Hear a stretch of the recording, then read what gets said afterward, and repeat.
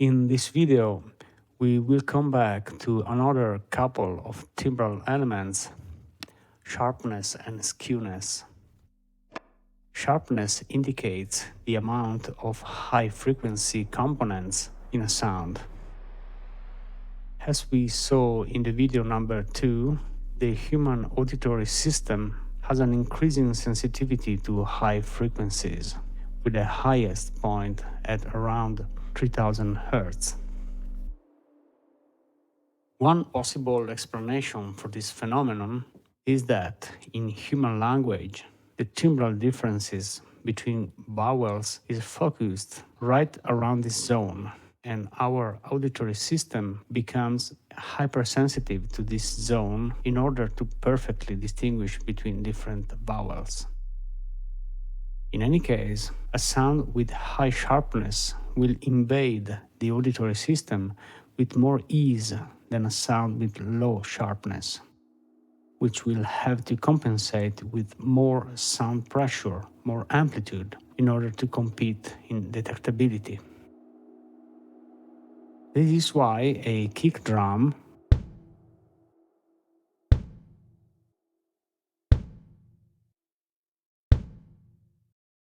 has to be enhanced with a particular emphasis on the high frequencies of the attack in order to be heard through a complex mix.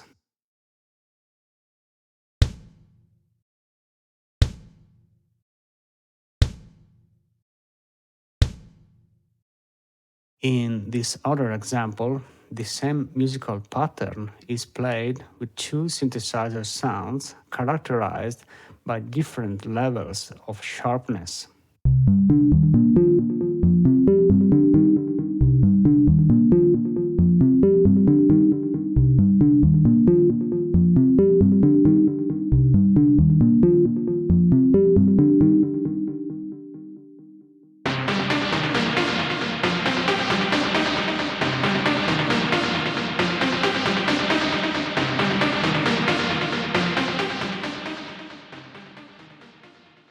Skewness is another interesting dimension.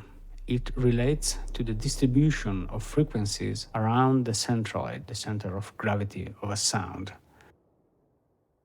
The connection between skewness and centroid is an example of the complexity of the intrusiveness problem. A sound with high skewness will have a greater deal of energy in the lower regions compared to the upper regions.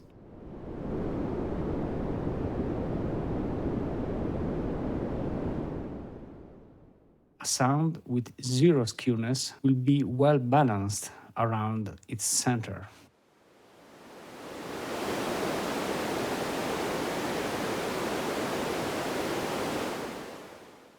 A sound with negative skewness will have more energy in the upper regions.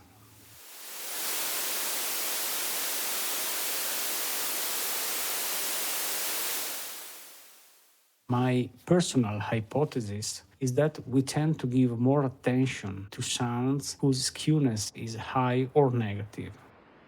High or negative skewness could be more intrusive than zero skewness. Environmental sounds, background sounds found in the open, like mixtures of distant trees, water, wind, rain, tend to have a balanced skewness, not positive, not negative. Sometimes even urban soundscapes can have a similar quality, mostly if captured in places where roads are distant. And in this sense, they can paradoxically sound natural. On the contrary, sounds generated by a human artifact, like a musical instrument or a piece of machinery, often show positive or negative skewness. Intentionally or not, they sound non-background. See, for instance, the skewness of a refrigerator's sound. This particular unbalance makes the sound unnatural, strange, not usual, and therefore more likely to cause intrusion, at least potentially.